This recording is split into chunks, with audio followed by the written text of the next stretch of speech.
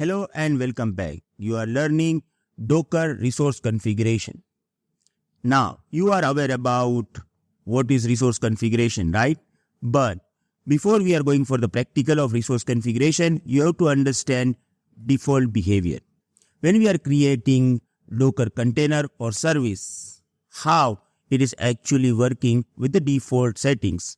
We are going to understand this, then we will go for the practical, of course. So let's start.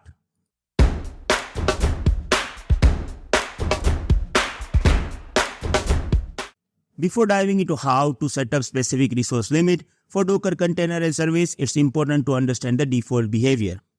By default, when you run a Docker container by using Docker run command, or when you create a service without specifying any resource limits, it has access to all the available resources on the host system. So let's say that if I have one Docker host with 4 GB of RAM, I'm just giving you example of RAM. Now, if you are not going to specify any resource limit while you are creating container, it can use all 4 GB RAM of your Docker host. It means it can also affect another container running inside same Docker host, because one of your container is consuming so much RAM and then there is no RAM remains for the another container. So it will definitely create problems for another container. This default behavior is flexible but can be risky, especially in environment where multiple container or services share the same host. Without limits, a single container or service could consume all the available resources, leading a performance degradation and instability for other containers or even the host system itself. So this will be a problematic thing, right? We don't want to do this, because definitely when you are going to use containerized application, you will have multiple containers running inside same Docker host.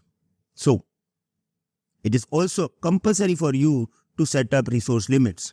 We don't want one container to affect another container, right? So that's why it is very important for us to use container limits while we are creating container. Of course, for small environment, you can go with the default behavior, but for the production environment, for the real world scenario, you have to set up limits, right? By configuring limits, you can control how much of each resource a container or service can use, preventing any single container or service from negatively impacting the overall system, right?